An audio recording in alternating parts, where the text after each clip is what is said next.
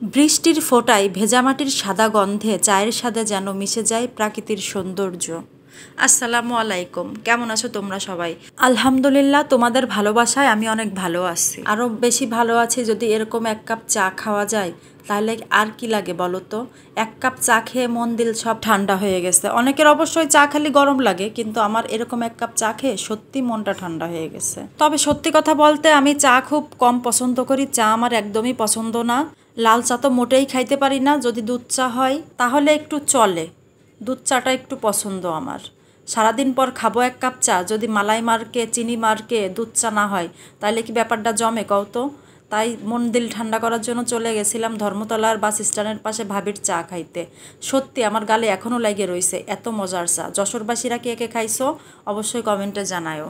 গেছিলাম একটা কাজে একটু বাইরে, তা একজন চায়ের অফার করলো, তার তো আর না বলা যায় না।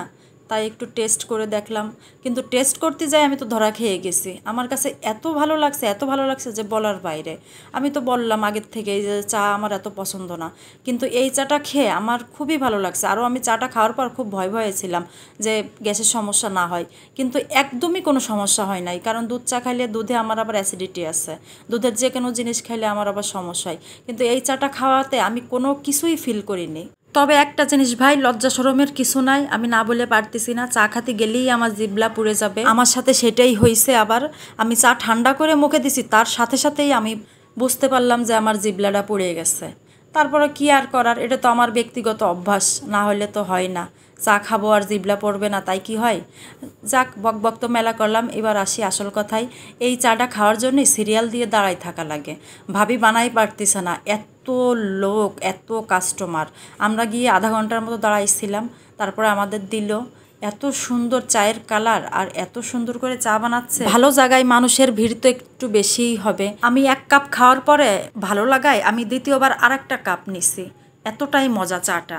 আপনারা যারা খাননি অবশ্যই ধর্মতলা চাটা একবার হলেও ট্রাই করবেন। যারা চা লাভার, সকালে চা, দুপুরে চা, বিকালে চা, খাওয়ার আগে চা, খাওয়ার পরে চা, ঘুম না আসলে চা, মাথা ব্যথা করলে চা, তাদের কাছে এই চাটা তো অনেক অনেক বেশি ভালো লাগবে। চা লাভারদের জন্য আবার একটু কবিতা পড়তে ইচ্ছা করলো। এক কাপ চায়ে আমি তোমাকে চাই, ডানেও বায়ে আমি তোমাকে চাই, দেখা না দেখায় আমি তোমাকে চাই, না বলা কথায় আমি তোমাকে চাই।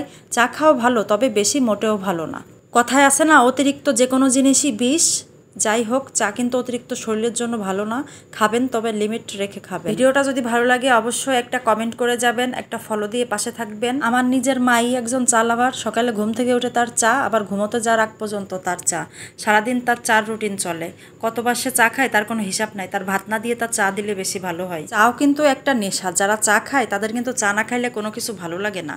হাজার গরম হোক, হাজার শীত হোক, যাই হোক, বৃষ্টি, ঝড়, বর্ষা, আবহাওয়ার সাথে তাদের চায়ের কোনো সম্পর্ক নাই। তাদের চা লাগবে তো লাগবেই। বাইরে যে ঠাটা পড়া গরম রে ভাই, এই গরমে যে চা খেয়ে হজম করতে পারবে? আমি তো মনে করি সে বিষ খেয়েও হজম করতে পারবে। যাই হোক, চা লাভারদের জন্য আমার পক্ষ থেকে এক কাপ দুধ চা। দেখা হবে পরের কোনো ভিডিওতে। সে পর্যন্ত সবাই ভালো থাকবা। ধন্যবাদ।